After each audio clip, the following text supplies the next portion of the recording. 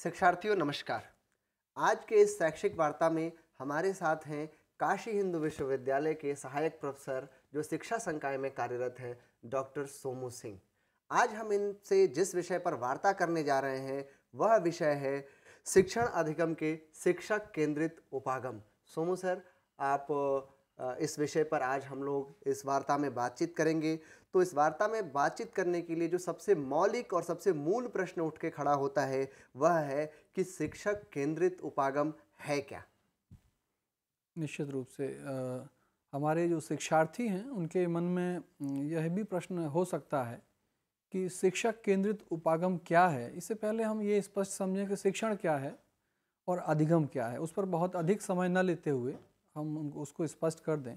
तो शिक्षण एक प्रकार का पारस्परिक प्रभाव है जिसका उद्देश्य है दूसरे व्यक्ति के व्यवहारों में वांछित परिवर्तन लाना और दूसरे को सीखने में मदद करना, या यूँ कहें कि उसके सीखने में वृद्धि करने की प्रक्रिया ही शिक्षण है। और अधिगम की अगर बात की जाए तो अधिगम व्यवहार में आया हुआ एक परिवर्तन है जो या तो अनुभव से या प्रशिक्षण से या दोनों से आता है। ये एक तरह से आदतों का, ज्ञान या अभिवृत्तियों का अर्जन है जिसे हम कहते हैं एक्विजिशन। एक शब्द और इसमें आ रहा उपागम, अप्रोचेस। अप्रोचेस के बारे में अगर हम देखें, उसका संदर्भ शिक्षण लें, शिक्षण के संदर्भ में उपागम से तात्पर्य अवधारणाओं के ऐसे समुच्चय या विचारधारा से है जिसमें यह चर्चा होती है कि व्यक्ति सामान्यतया किस प्रकार सीखता है। उपागम के अंतर्गत ही शिक्षण विधियां आती हैं। वस्तुतः शिक्षण विधि उपागम का ही अनुप्रयोग है। विधि के अंतर्गत शिक्षण प्रविधियों को सम्मिलित किया जाता है।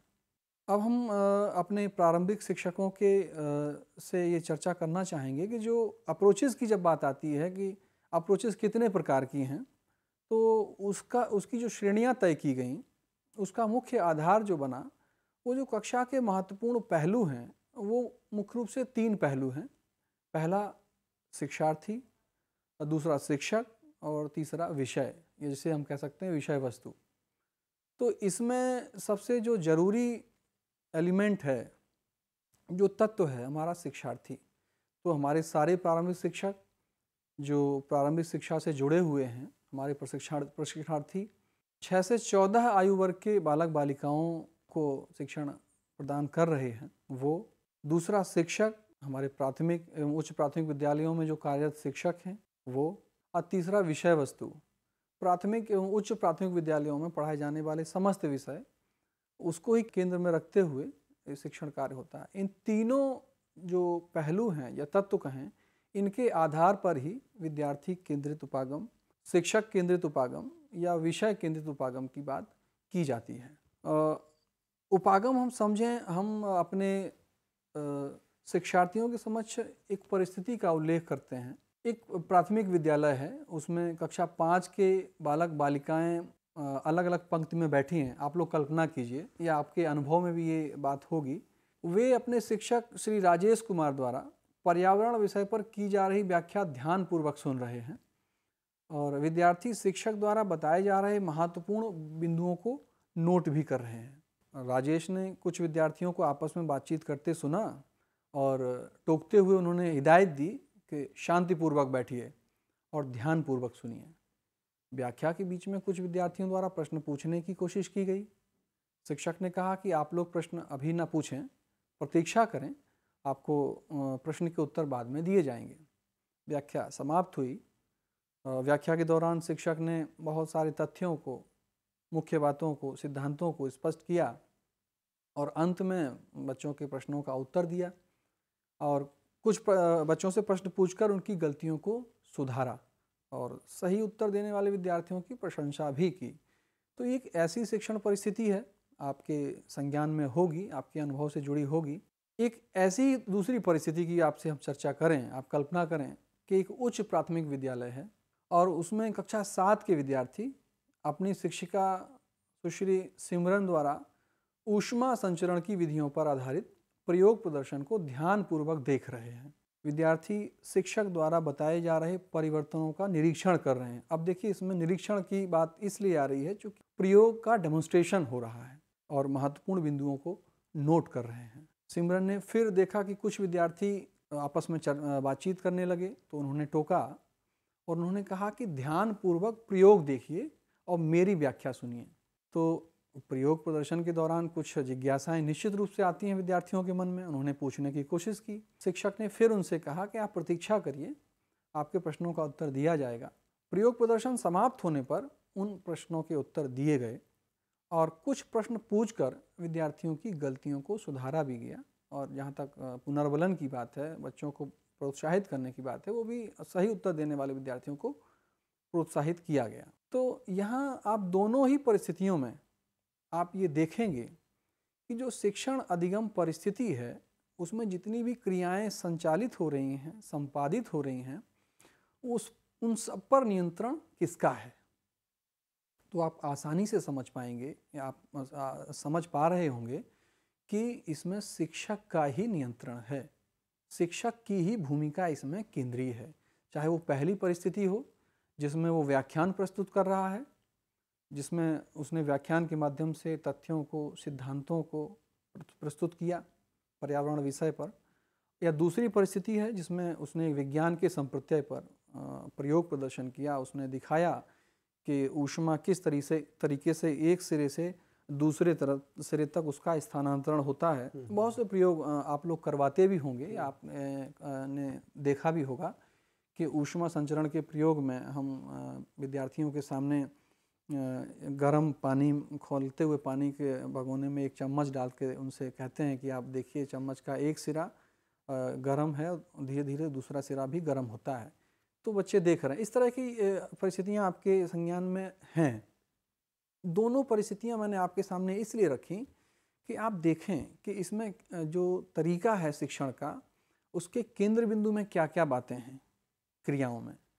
तो निश्चित रूप से अब आप इसमें ये सामान्यीकरण कर सकते हैं, ये आप कह सकते हैं कि ये जो शिक्षक केंद्रित उपागम है, ये विद्यार्थियों को सिखाने का ऐसा तरीका है जिसमें शिक्षक मुख्य रूप से सक्रिय होकर विषय वस्तु से संबंधित तथ्यों, संप्रत्ययों या क्रियाकलापों का मौखिक प्रस्तुतिकरण करता है या प्रदर्शन उसका करता है।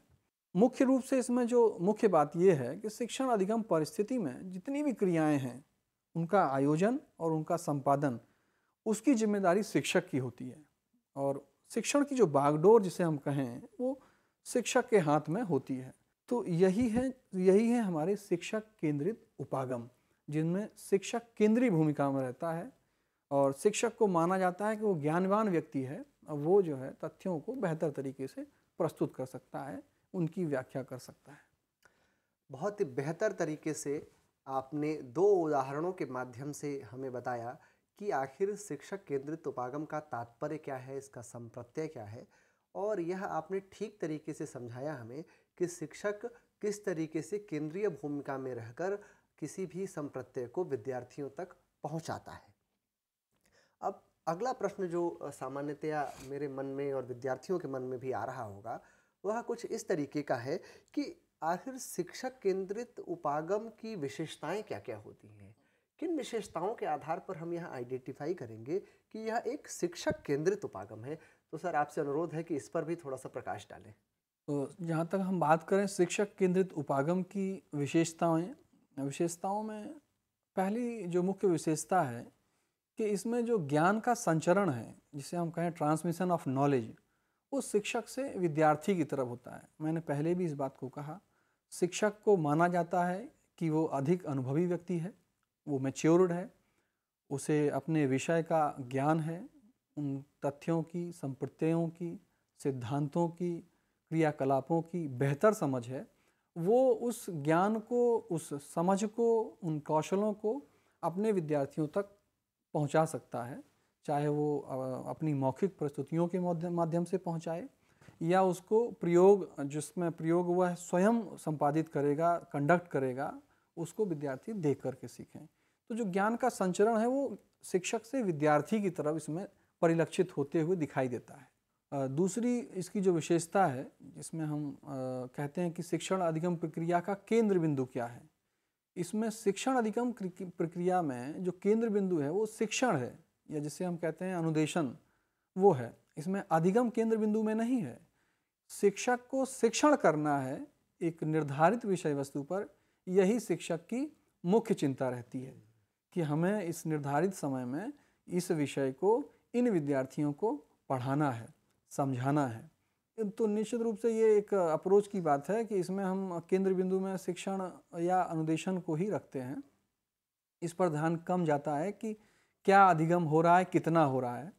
और एक और विशेषता इसकी है कि शिक्षक का पूरा ध्यान विषय वस्तु को पूरा करने पर रहता है कि इस पाठ में क्या टाइटल था, उस टाइटल के हिसाब से पूरे पाठ में कितनी विषय वस्तु को, कितने प्रकरणों को, कितने सिद्धांतों को कवर किया जाना है, यही उसके संज्ञान में रहता है शिक्षण करने के दौरान। एक महत्वपूर्ण मसला आता है कि विषय का चुनाव या विधियों का चुनाव कैसे होता है।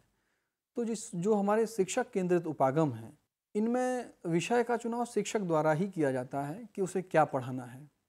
दूसरा है विधियों का चुनाव या विधियों का निर्धारण कि शिक्षण करते समय हम किस विधि को अपनाएं, और एक विधि अपनाएं या कई विधियों का मिश्रण करें, ये चुनाव भी शिक्षक द्वारा ही किया जाता है। और उसमें औसत विद्यार्थियों को ध्यान में रखकर ही निर्णय लिया जाता है कि एक हमारे कक्षा के जो अधिकांश विद्यार्थी हैं इस विधि से आसानी से समझ सकते हैं, या इस विषय वस्तु के इर्द गिर्द हमने अपना व्याख्यान तैयार करना है। और दूसरा है इसमें कि विद्यार्थियों की आवश्यकताओं को और उनकी रुचियों को अधिकांशतः नज़रअंदाज कर दिया जाता है। उसमें शिक्षक जिसे उचित समझता है, जिस क्रम को उसे उचित समझता है, उस क्रम से ही उस विधि को अपनाते हुए उसका प्रस्तुतिकरण करता है। तो कहीं ना कहीं यहाँ भी आप इस बात को आप हमारे शिक्षार्थी समझ पा रहे होंगे कि शिक्षक में इसमें केंद्रीय भूमिका में है विषय का निर्धारण, विधियों का चुनाव को अगर हम देखें। अब अगर हम बात करें विद्यार्थी की, विद्यार्थी किस भूमिका में रहता है। शिक्षक केंद्रित जितने भी उपागम हैं उनका स्वरूप ऐसा है, उनकी प्रकृति ऐसी है कि विद्यार्थी उसमें निष्क्रिय श्रोता के रूप में बैठा रहता है, क्योंकि टीचर कंटेंट डिलीवर कर रहा है, टीचर हमारा जो व्याख्यान दे रहा है उसको सुनना है, या किसी चीज़ को टीचर ने कहा कि आप रिपीट करिए या अपनी पुस्तक में देखकर पढ़िए, तो एक रीडर की भूमिका हो गई, उसको सुनना है और कुछ उसको रिप्रोड्यूस करना है एक तरह से हम कहें। तो उसके पास ये सक्रिय होने के बहुत कम विकल्प रहते हैं, ज़्यादातर उसे ध्यान देना है। शिक्षक ने कहा कि ध्यानपूर्वक सुनिए, मैंने क्या कहा, मैंने अभी सिद्धांतों की चर्चा की, मैंने अभी प्रक्रिया की चर्चा की। तो विद्यार्थी निष्क्रिय श्रोता के रूप में इसमें रहता है। इसी से जुड़ी हुई एक और विशेषता है कि शिक्षण अधिगम प्रक्रिया में विद्यार्थियों की जो सहभागिता है, जो पार्टिसिपेशन है, वो भी अन्य उपागमों की तुलना में बहुत कम रहता है। बहुत कम स्कोप रहता है स्टूडेंट्स के लिए कि वो टीचिंग लर्निंग प्रोसेस में अपनी भी कुछ भूमिका अदा कर सकें। उसको आप इस रूप में समझ सकते हैं कि आपने भी देखा होगा अधिकांश शिक्षक अपने विद्यार्थियों को इतनी फ्रीडम या कहें स्वतंत्रता नहीं देते हैं, अवसर नहीं देते हैं कि वो प्रश्न पूछें। उनको डिमोटिवेट किया जाता है, या तो कह दिया जाता है कि पहले मेरी व्याख्या समाप्त होने दीजिए, आप व्यवधान पैदा कर रहे हैं, बाद में आपके उत्तरों को हम आपके उत्तर देंगे, या कह दिया जाता है कि तुम्हारा प्रश्न ही उचित नहीं है, किस तरह का आप प्रश्न पूछते हैं। तो जो जिज्ञासा प्राकृतिक है, जब आप कोई व्याख्यान दे रहे हैं तो यह स्वाभाविक प्रक्रिया है कि विद्यार्थियों के मन में जिज्ञासा आएगी, उनके मन में प्रश्न होंगे, या उनके मन में यह बात भी होगी कि इस व्याख्या से जुड़ा अपना एक अनुभव हम शेयर करें, अपने शिक्षक के समय अपने अनुभव को भी हम सम्मिलित करें। तो इस तरह की सहभागिता करने के अवसर बहुत कम प्राप्त होते हैं। तीसरा, संवाद परिचर्चा की हम बात करें, विचार विनिमय की बात करें, ये अवसर बहुत कम है कि वो कक्षा में अपने सहयोगी या जिसे कहें साथी विद्यार्थियों के साथ चर्चा कर सकें। ऐसे अवसर या तो देखें हम व्याख्यान विधि में भी आपको बहुत कम दिखेंगे। प्रदर्शन के भी दौरान उनको सारा ध्यान केंद्रित करना है कि जो प्रदर्शन चल रहा है प्रयोग का उस पर। तो जो आपस में चर्चा होनी चाहिए 2 विद्यार्थियों के बीच में या 3 विद्यार्थियों के बीच में, उसके अवसर बहुत कम मिलते हैं, क्योंकि टीचर कहता है कि मुझे सुनिए। जैसे हमने परिस्थितियों की चर्चा की दोनों की अपने चर्चा के आरंभ में, उसमें ये स्पष्ट रूप से मैंने दिखाया कि शिक्षक हस्तक्षेप करता है कि आप मुझे सुनिए या प्रयोग ध्यानपूर्वक देखिए, तो इस तरह के अवसर कम हैं। जबकि आप देखते होंगे कि हमारा जो एनसीएफ है वो कहता है कि हमारे विद्यार्थियों के अनुभवों को पाठ्यचर्या से जोड़ें, उनकी बातों को भी सम्मिलित करें, उनको लगे कि हम जो जानते हैं उसी में कुछ हमारे गुरुजी, हमारे शिक्षक जोड़ना चाहते हैं, उसी से संबंधित कोई बात को और अच्छे तरीके से स्पष्ट करना चाहते हैं, तो इसके अवसर कम रहते हैं। कक्ष प्रबंधन पूर्णतया शिक्षक पर निर्भर रहता है। शिक्षक की क्षमता, उसकी दक्षता, उसका अनुभव और उसके पूर्वाग्रह का प्रभाव पड़ता है। कक्ष प्रबंधन बहुत महत्वपूर्ण मसला है और शिक्षक अगर बहुत अच्छा है, अनुभवी है और पूर्वाग्रह से रहित है, तो उसकी कक्षा आप देखेंगे बेहतर तरीके से प्रबंधन आप वो कर पाता है। और ये भी एक महत्वपूर्ण मसला है कि वो सारी जिम्मेदारी इसमें शिक्षक की ही मानी जाती है। शिक्षक केंद्रित उपागमों में अनुशासन व्यवस्था और नियंत्रण की अगर हम बात करें तो वो भी शिक्षक नियंत्रित है। शिक्षक तय करता है कि हमें क्या निर्देश, हमें किन निर्देशों का पालन करना है। निर्देशों का अनुपालन का संदर्भ सीधे हमारे शिक्षार्थियों से है। कक्षा में वो अपेक्षा रखता है कि हमारे विद्यार्थी ओबीडियंट रहें, आज्ञाकारी रहें, और जो ज़्यादा ओबीडियंट है, आज्ञाकारी जो बच्चे हैं, उनको अच्छा अनुशासन की माना जाता है कि अनुशासन प्रिय विद्यार्थी है। शिक्षक ने जैसा कहा, जैसा निर्देश दिया, वैसा अनुपालन उसको दिख रहा है, तो वो अच्छा मानता है उस विद्यार्थी को। शिक्षक केंद्रित उपागमों में अभिप्रेरण के या मोटिवेशन के जो बाह्य रूप हैं, जिनमें प्रशंसा, पुरस्कार या दंड, इन सभी का प्रयोग किया जाता है। जितने भी हमारे शिक्षक केंद्रित उपागम हैं, इनमें जो आंतरिक रूप हैं उनके उन पर कम ध्यान दिया जाता है, इसमें अभिरुचि है।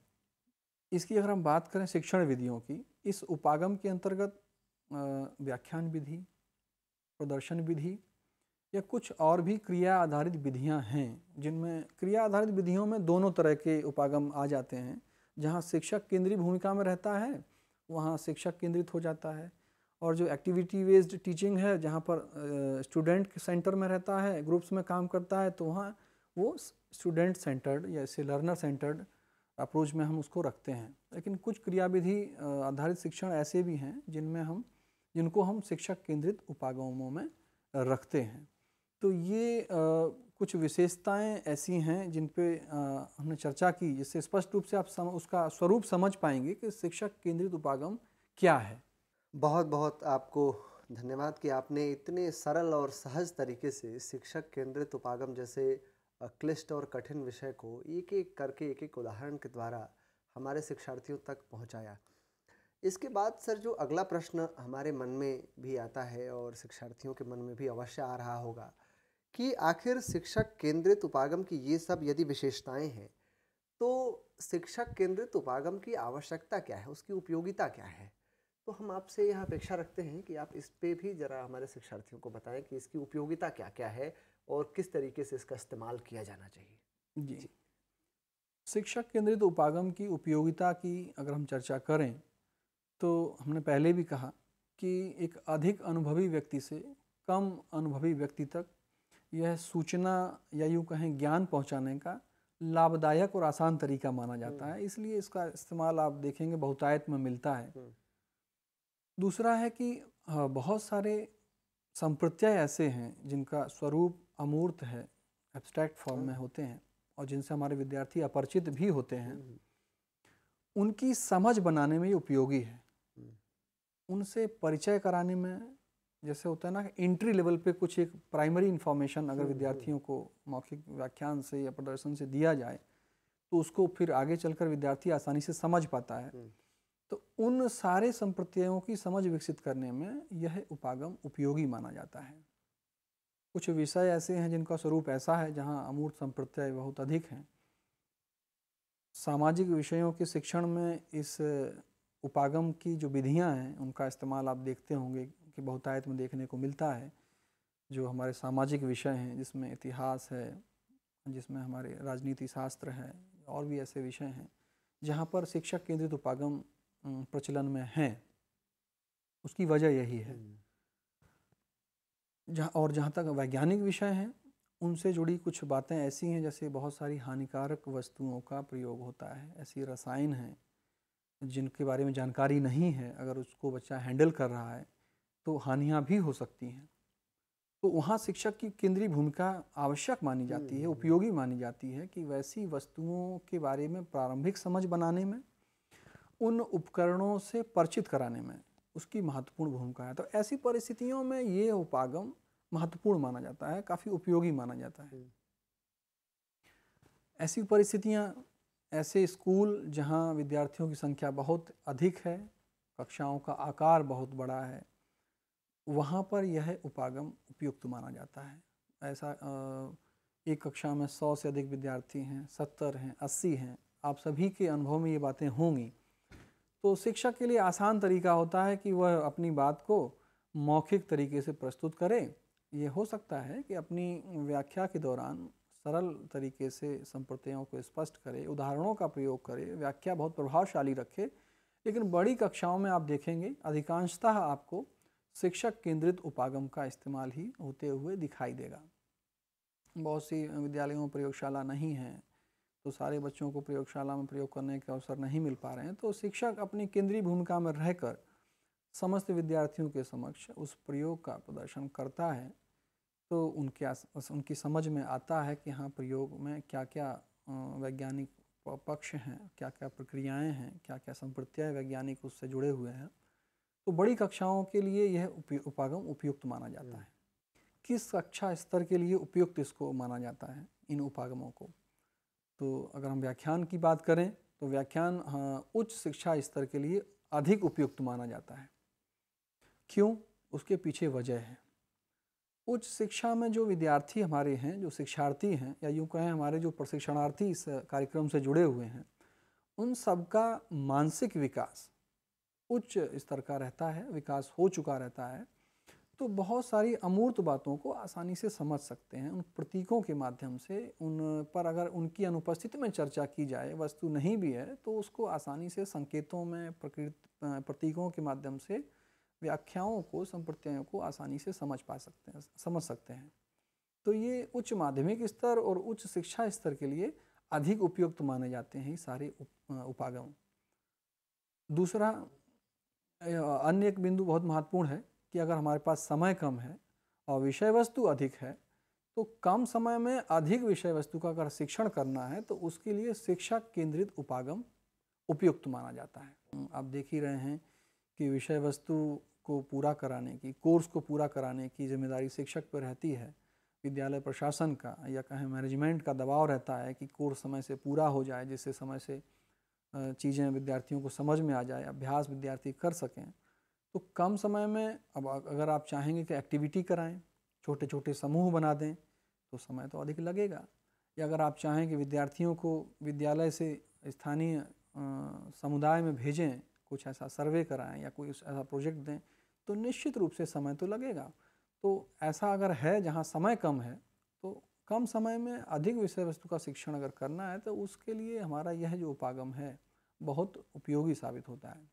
विषय वस्तु हो चुकी है और विषय वस्तु होने के बाद अगर रिवीजन कराना है, तो रिवीजन के लिए भी यह उपागम बहुत ही उपयुक्त माना जाता है। हमारे शिक्षक इस उपागम के माध्यम से उन्हें ये पता है कि किन किन शिक्षण बिंदुओं पर हमें रिवीजन के दौरान फोकस करना है, क्योंकि वह जानता है, उसने आकलन के दौरान ये देखा है कि हमारे विद्यार्थी कहाँ गलतियाँ करते हैं, उनकी गलतियों का क्षेत्र है क्या, उसी पर पुनः फोकस करते हुए वह रिवीजन कराता है, वह समझाता है, उसी पर अभ्यास कराता है। तो कहीं ना कहीं ये सारी बातें हैं जिनसे हमारे जो शिक्षक केंद्रित उपागम है वो उपयोगी माना गया है। सर, बहुत बहुत धन्यवाद आपको। आपने बड़े बेहतर तरीके से इस पूरे संप्रत्यय को हमारे सामने स्पष्ट किया।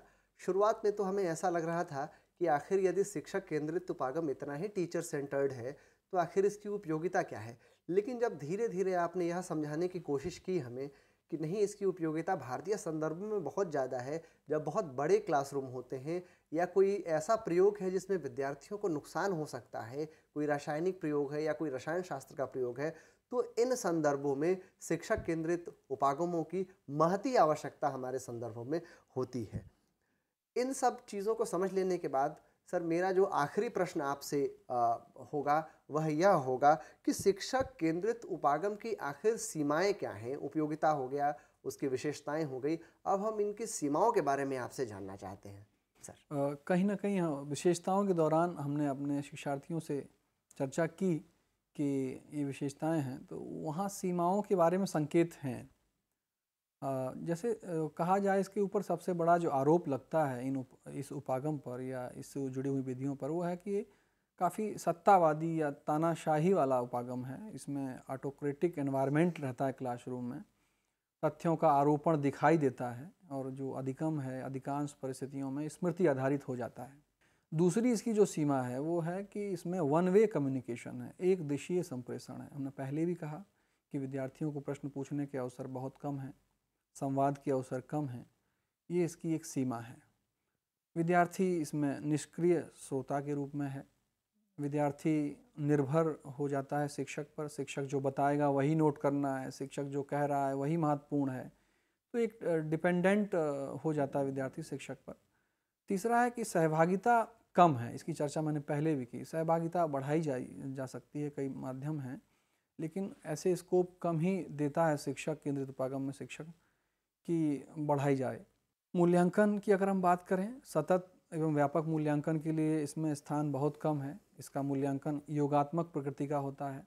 निम्न कक्षा स्तर के लिए यह उपागम अनुपयुक्त माना जाता है, जो कि विद्यार्थियों का जो मानसिक विकास है इस स्तर का नहीं होता है कि बहुत से अमूर्त संप्रत्ययों को उनके बारे में वास्तविक वस्तुओं को या रियल मॉडल्स को देख करके वो समझ सकें।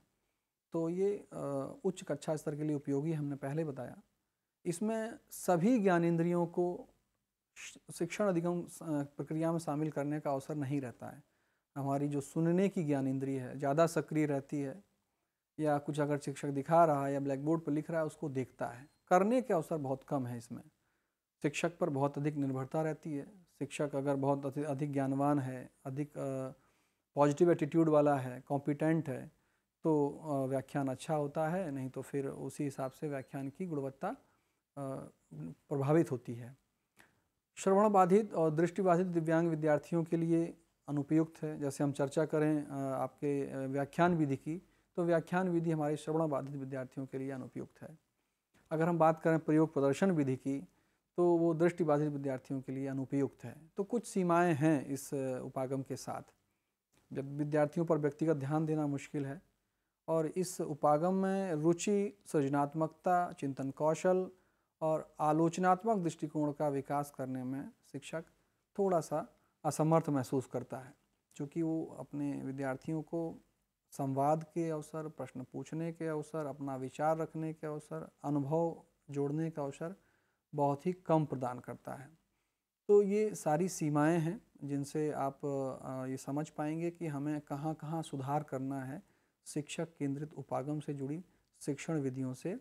अगर हम शिक्षण करना चाहते हैं तो ये सीमाएं हैं। इन सीमाओं को ध्यान में रखते हुए भी जहाँ जहाँ उपयोगी है वहाँ वहाँ शिक्षक केंद्रित उपागम प्रयोग में लाए जा रहे हैं। आप सभी प्रारंभिक शिक्षक जो शिक्षण कार्य से जुड़े हुए हैं, आप सभी ने इस उपागम का भी उपयोग अपनी कक्षाओं में किया होगा। उसके तकनीकी पक्ष को आप लोग इस तरीके से समझ सकते हैं। बहुत बहुत आभार सर आपका। आपने बहुत ही सहज, सरल और सुगम तरीके से शिक्षक केंद्रित उपागम के संप्रत्यय को, उसके विशेषताओं को और सबसे महत्वपूर्ण उसकी उपयोगिता तथा उसकी सीमाओं की व्याख्या की। मुझे आशा ही नहीं पूरा विश्वास है कि हमारे जो शिक्षक हैं उनको यह पूरी वार्ता बहुत समझ में आई होगी और वो इसे पसंद करेंगे। आपका बहुत बहुत आभार और धन्यवाद। अगले सत्र में हम फिर किसी नए विषय के साथ आपके समक्ष उपस्थित होंगे। बहुत बहुत धन्यवाद।